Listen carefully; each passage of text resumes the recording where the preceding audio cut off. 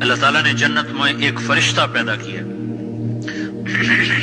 جس دن وہ فرشتہ پیدا ہوا ہے اس دن سے آج تک وہ جنت والوں کے لیے زیور بنا رہا ہے. تمہارے سارے شوق اللہ آگے پورے کر دے گا. اور وہ سانچے جن سانچوں میں وہ زیور ڈھالا جا رہا ہے، وہ سانچا سورج کو دکھائیں تو سورج نظر نہ آئے، تو وہ زیور کیسا ہوگا جو اللہ اپنے بندیوں کو پہنائے گا. یحلون وحلوا اساور من فضة يحلون فيها من اساور من ذهب ويلبسون ثيابا خضرا.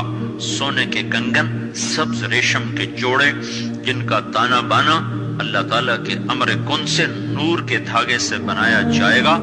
اور وہ 100 جوڑے بھی پہن لے تو اس کا کوئی وزن نہ ہوگا. یہاں ایک ویسکوٹ ہی پہن لو تو اس کا بھی وزن محسوس ہوتا ہے، وہاں 100 جوڑے بھی پہنو گے تو اس کا وزن کوئی نہ ہوگا. ہر جوڑے کا رنگ روپ دوسرے سے جدا ہوگا. اب لو زندگی کا مزہ. موت مر گئی سدا زندہ رہو، بڑھاپے چلے گئے سدا جوان رہو، بیماریاں چلی گئیں سدا صحت مند رہو، فقر غربت چلی گئی سدا مالدار رہو. اور کھانے کی لذتیں اٹھاؤ، پخانہ ختم کر دیا گیا. پینے کی لذت اٹھاؤ، پیشاب ختم کر دیا گیا. جتنا کھا لے پخانہ نہیں، جتنا پی لے پیشاب نہیں. اور پینے کے 3 محفلیں میرے اللہ نے لگائی ہیں. ان الابرار یشربون من کاس کان مزاجها کافورا. ایک جنت کا درجہ ہے جہاں جنتی مرد عورت خود جنت کی شراب سرائیوں سے انڈیل کر گلاس میں ڈال ڈال کے پیئیں گے. ایک اس سے اوپر کلاس ہے جو اعلیٰ درجے کے لوگ ہیں. یسقون فیہا کأسا کان مزاجها زنجبیلا. جہاں وہ بیٹھے ہوئے ہوں گے، میاں بیوی، بھائی بہن، مرد عورت، دوست سہیلیاں، اور ان کے لیے خدام آئیں گے اور ان کو ڈال ڈال کے پیش کریں گے. اور ان کے لیے تشتریوں میں دھر کے ان کو آگے دیا جائے گا. ان کو پیش کرنے والے غلام ہوں گے. ایک درجہ سب سے اعلیٰ ہے جو وی وی آئی پی لوگ جن کو کہا جاتا ہے دنیا کے، آخرت کے وی وی آئی پی لوگ، انتہائی اسپیشل، جنت الفردوس کے خاص مرد عورت، جہاں سقاہم ربہم شرابا طہورا، جہاں اللہ خود اپنے ہاتھوں سے جام بھر کے پلائے گا.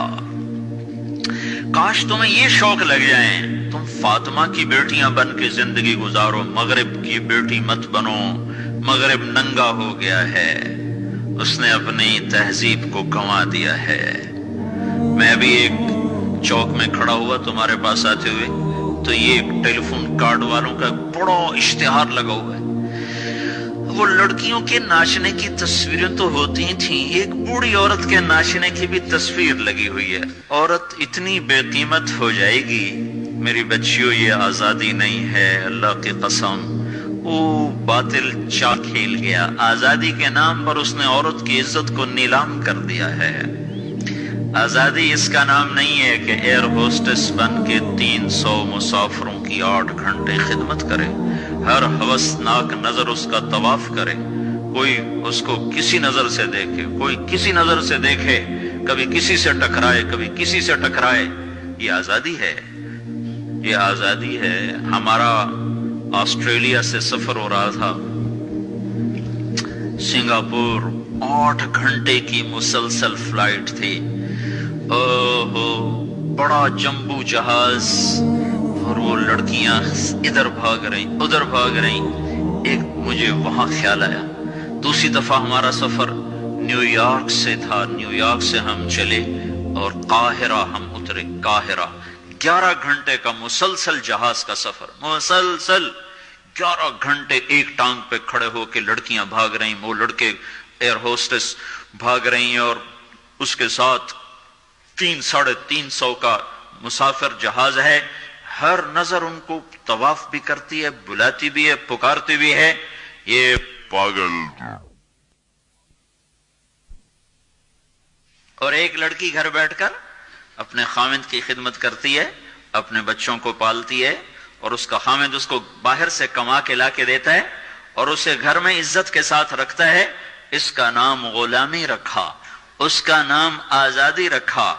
ہوٹل میں وہ چائے سرو کر رہی ہے، یہ آزادی ہے. اور وہ काउंटर पे जनरल स्टोर पर 8 घंटे खड़े होकर वो सारा दिन थकन से चूर हो जाती है, फिर उसने घर जाके खाना खुद तैयार करना है। वो घर में उसका खामिंद कोई नहीं बैठा, वो बॉयफ्रेंड है, वो आज इसके साथ है, कल किसी और के साथ होगा। एक ड्रामा राइटर थे उशफाक अहमद खान रहमतुल्लाह अलैह, मेरी उनसे अच्छी दोस्ती थी। तो जब एक दफा हमारी उनसे मुलाकात हुई, जुनैद जमशेद ने उन दिनों ताजा ताजा गाना छोड़ा था, तौबा की थी, तो वो अबरार मुझे मिलने के लिए, अबरार ये जो आजकल गाने गाते, वो मुझे मिलने के लिए आए।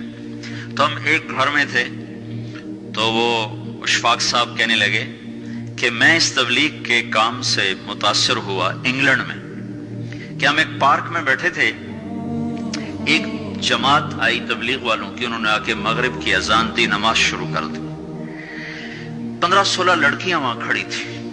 एक नमाज खत्म हुई तो लड़कियां आगे बढ़ी, तो मैंने अपनी बीवी से कहा चलो हम भी चल के सुने ये क्या कहते हैं। तो जब वो पहुंचे हम वहां, तो वो लड़की नमाज पढ़ाने वाले से कह रही थी आप इंग्लिश जानते हैं? उसने कहा जानता हूं। कहा आपने क्या किया है? कहा हमने इबादत की है।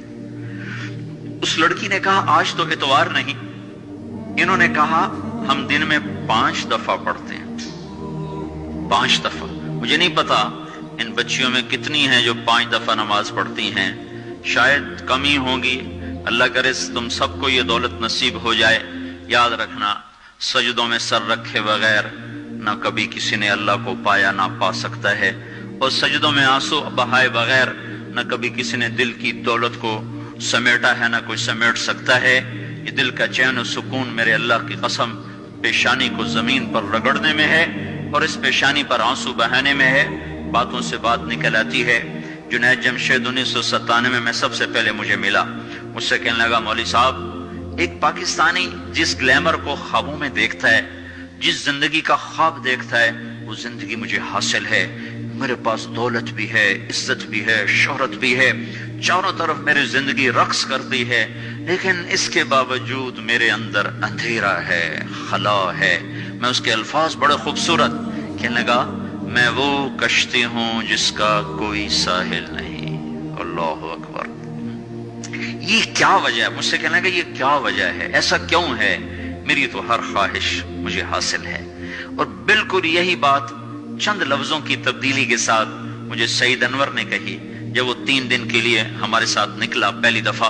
मुझसे कहने लगा मैं ये सोचा करता था इज्जत दौलत और शोहरत ये मेरी जिंदगी का मकसद है, सिर्फ 22 साल में मुझे सब कुछ मिल गया, इज्जत भी, दौलत भी, शोहरत भी, लेकिन दिल उसी तरह परेशान। 100 बार चमन महका, 100 बार बहार आई, दुनिया की वही रौनक, दिल की वही तन्हाई। तो रौनक भी है, बहार भी है, फिर दिल क्यों उदास है, फिर दिल क्यों परेशान और गमगीन है? का इस सोच ने मुझे ये मजबूर कर दिया कि मैंने मकसद के इंतखाब में गलती खाई है। मकसद के पाने के बाद तो आदमी चैन में आता है।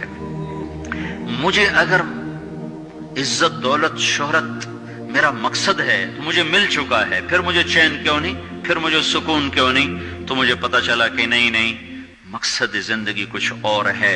मैंने कहा शुक्र करो तुम्हें जल्दी पता चल गया।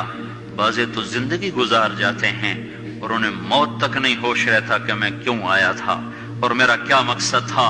जो लौट आए कुछ कहना नहीं, बस देखना उन्हें गौर से, जिन्हें मंजिलों पे खबर हुई कि ये रास्ता कोई और था। चल चल थक गए, जब आगे पहुंचे तो देखो गलत जगह आ गए। वापस मुड़ने का वक्त खत्म हो चुका है, शाम हो चुकी है, अंधेरे छा चुके हैं, अब वापस मुड़ने का रास्ता नहीं है। शुक्र करो कि अल्लाह ताला ने हमें ईमान की दौलत अता फरमाई और तुम 22 साल की, तुम जल्दी 30 बरस की उम्र में ही तुम्हें होश आ गया कि नहीं नहीं मेरी जिंदगी का मकसद कोई और है। उस नौजवान ने कहा हम दिन में 5 नमाजें पढ़ते हैं। उस लड़की ने कहा ये तो बहुत ज्यादा है। तो उस नौजवान ने कहा, लंबी खैर बात हो जाएगी, आखिरी बात बताता हूं। तो जब वो बात खत्म हो गई तो उस लड़की ने आगे हाथ बढ़ाया कि अच्छा खुदा हाफिज। तो उस नौजवान ने कहा मैं आपको ये हाथ नहीं लगा सकता। उस लड़की ने कहा क्यों? کا یہ ہاتھ میری بیوی کی امانت ہے، یہ صرف اسی کو چھو سکتا ہے اور کسی کو نہیں چھو سکتا۔ تو لڑکی کھڑی تھی، اس کی چیخ نکلی اور زمین پہ گر گئی اور اس کی ہچکیاں لگ گئی اور وہ پھوٹ پھوٹ کے رونے لگی اور کہنے لگی وہ لڑکی کتنی خوش قسمت ہے جس کے تم خامند ہو، کاش یورپ کے مرد بھی ایسے ہوتے۔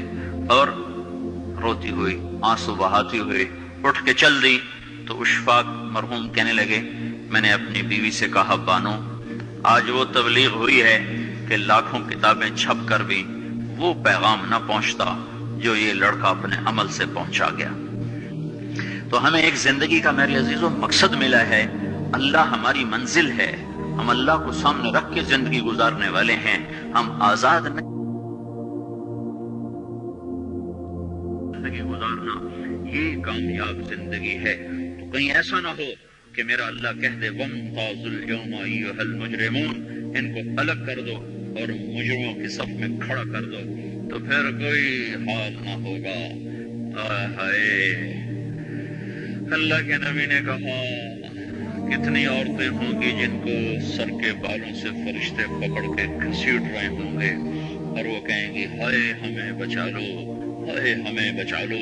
اور کتنے مرد ہوں گے جن کے جبڑوں میں ہاتھ ڈال کر فرشتے ان کو گھسیٹ رہے ہوں گے، وہ کہیں گے ہائے ہمیں بچا لو، ہائے ہمیں بچا لو۔ تو اس وقت اللہ کہے گا اولم نعمرکم ما یتذکر فیہ من تذکر وجاءکم النذیر، میرے بندے یہ چند آنسو دنیا میں بہا لیتا، جو آج تو کر رہا ہے تو حیا دے رہا ہے، یہ تو دنیا میں دے لیتا تو آج اپنے رب کی رحمت کو دیکھتا۔ تجھے بتانے والے بھی آئے تھے، تمہیں سمجھانے والے بھی آئے تھے، لیکن تو مذاق اڑاتا رہا، تو ان کے ساتھ مستیاں کرتا رہا۔